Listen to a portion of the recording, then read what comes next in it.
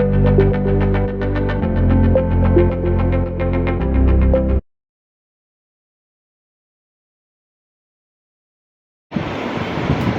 બાળ મિત્રો, આજે આપણે જાણીશું પોષક ઘટકો, આહારના ઘટકો વિશે. તો આપણે આગલા ધોરણમાં જાણ્યું હશે કે અલગ અલગ પ્રકારના પોષક ઘટકો અલગ અલગ પ્રકારના ખોરાકમાંથી આપણને મળે છે.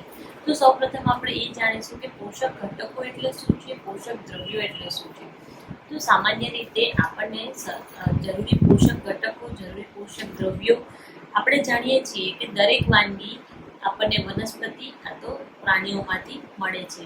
અને આ વનસ્પતિ અને પ્રાણીમાંથી જે દ્રવ્યો મળે છે કે જે આપણા શરીરને પોષણ પૂરું પાડે છે અને આપણા શરીરના અલગ અલગ બંધારણ માટે જરૂરી છે, તો આ ઘટકોને આપણે પોષક દ્રવ્યો અથવા પોષક તત્વો કહીએ છીએ. સામાન્ય રીતે પોષક દ્રવ્યો 5 પ્રકારના હોય છે: કાર્બોદિત, પ્રોટીન, વિટામિન, ચરબી અને ખનિજ.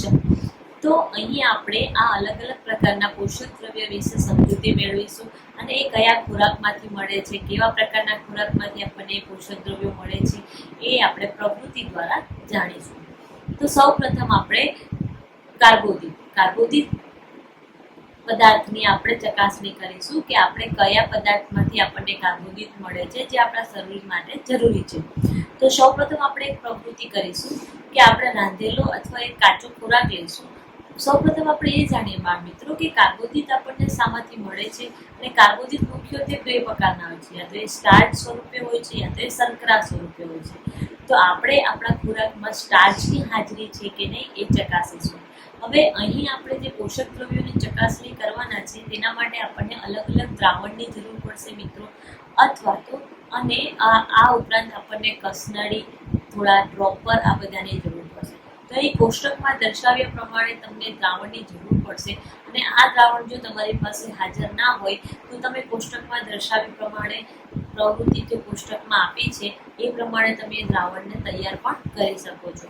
તો સૌ પ્રથમ આપણે સ્ટાર્ચની હાજરી ચકાસીશું કે આપણા ખોરાકમાં સ્ટાર્ચ આપણે કઈ રીતે તપાસી શકીએ છીએ. તો સ્ટાર્ચની હાજરી ચકાસવા માટે સામાન્ય રીતે આપણે જોઈએ છીએ કે આપણા આહારમાં અનાજ સ્વરૂપે પણ આપણે ખોરાક લઈએ છીએ અને પ્રાણીઓ માંસ સ્વરૂપે પણ આપણે ખોરાક લઈએ છીએ. તો સૌપ્રથમ આપણે ચકાસીશું કે સ્ટાર્ચ આપણને કેવી રીતે મળે છે. આના માટે આપણે એક પ્રવૃત્તિ કરીશું બાળ મિત્રો. આ પ્રવૃત્તિમાં આપણે જાણીશું કે આપણને સ્ટાર્ચ ક્યાંથી અને કયા સ્વરૂપે મળે છે. તો આના માટે આપણે ખાદ્ય પદાર્થ અથવા કાચી સામગ્રી થોડી લઈશું. આ સામગ્રીમાં 2 થી 3 ટીપા મંદ આયોડિનનું દ્રાવણ નાખીશું, જે આપણને આકૃતિમાં દર્શાવ્યું એ પ્રમાણે. હવે આ ખાદ્ય સામગ્રી આપણે અવલોકન કરીશું કે આપણે જે દ્રાવણના ટીપા નાખ્યા છે ત્યારબાદ તેમાં કોઈ રંગમાં ફેરફાર થયો છે કે નહીં. અને જો આમાં રંગમાં ફેરફાર થયો છે, મતલબ કે આપણી જે સામગ્રી હતી એ સામગ્રીનો રંગ જો ભૂરો કાળો થઈ ગયો હોય તો તે સૂચવે છે કે એ ખોરાકમાં સ્ટાર્ચની હાજરી છે. તો આ પ્રમાણે આપણે આપણા ખોરાકમાં રહેલા સ્ટાર્ચની હાજરી મંદ આયોડિનના દ્રાવણ દ્વારા કરી શકીએ છીએ. તો બાળ મિત્રો, આ પ્રમાણે આપણે સ્ટાર્ચનું પરીક્ષણ કરીશું. હવે આપણે જોઈશું પ્રોટીન, કે આપણા શરીરમાં આપણા આહારમાં પ્રોટીન કયા.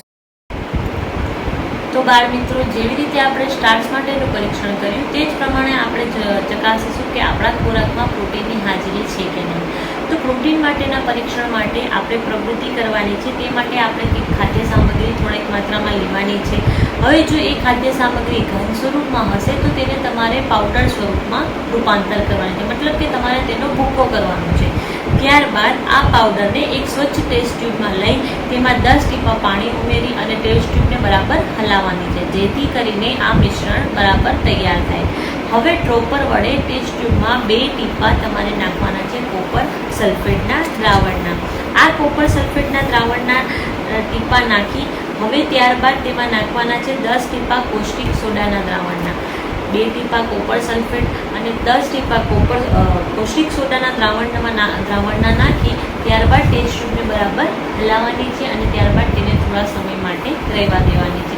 હવે આપણે જોઈશું કે જો ટેસ્ટ ટ્યુબમાં રહેલો પદાર્થ ત્યાંના ઓરિજિનલ કલર કરતાં જાંબલી રંગનો થઈ ગયો હોય તો આ જે જાંબલી રંગ છે એ તમારા ખોરાકમાં પ્રોટીનની હાજરી દર્શાવે છે. જો એ ખોરાકનો રંગ આછો કાળા કે ભૂરા રંગનો થયો હોય તો તે તમારા ખોરાકમાં સ્ટાર્ચની હાજરી દર્શાવે છે. તો આ રીતે આપણે આપણા ખોરાકમાં રહેલા પ્રોટીનની હાજરી ચકાસી શકીએ છીએ. આ જ રીતે આપણે આપણા ખોરાકમાં ચરબીનું પ્રમાણ છે કે નહીં એ કેવી રીતે તપાસી શકીએ. તો ચરબી માટેના પરીક્ષણમાં તમારે શું કરવાનું છે કે થોડી ખાદ્ય સામગ્રી લેવાની છે. એ ખાદ્ય સામગ્રીને એક કાગળમાં વેટી અને ત્યારબાદ એ કાગળમાં તેને છૂંદવાનું છે, મતલબ કે એને મિક્સ કરવાનું છે કાગળ સાથે. હવે તમે થોડો સમય એને રહેવા દેશો અને પછી એ કાગળમાંથી એ સામગ્રીને કાઢીને તમે કાગળને જોશો તો કાગળમાં તમને તેલના ધબ્બા દેખાશે. આ તેલના ધબ્બા સૂચવે છે કે આ ખોરાક, અને તમે જોશો તો કાગળને જ્યારે તમે સૂર્યપ્રકાશની સામે યા તો પ્રકાશમાં રાખશો ત્યારે કાગળ તમને પારદર્શક દેખાશે, કે તમે કાગળની આરપાર જોઈ શકો છો, તેલના ધબ્બા દેખાશે.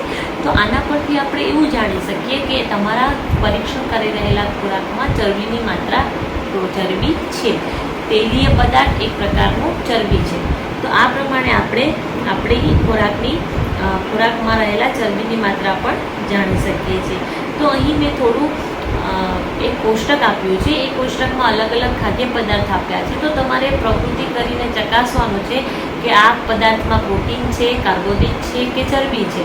આ પ્રમાણે તમે ચકાસીને આ કોષ્ટકમાં તમારું માત્રા ટીક કરતા જશો કે તમારા આહારમાં આ માત્રા છે કે નહીં.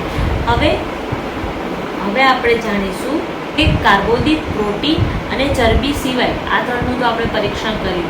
આ સિવાય આપણા આહારના ઘટકોમાં બીજું હોય છે વિટામિન તથા ખનિજ ક્ષાર, અને આ પણ અન્ય પોષક દ્રવ્યો વિભિન્ન ખાદ્ય પદાર્થમાં હાજર હોય છે. અને શું આ બધા જ ખાદ્ય પદાર્થોની આપણા શરીરમાં આવશ્યકતા છે, અને એ કયા કયા સ્વરૂપે આપણા શરીરમાં મળે છે, અને આ બધા પોષક દ્રવ્યોનું આપણા શરીરમાં શું કાર્ય છે એ આપણે જોઈશું આગલા વિડીયો.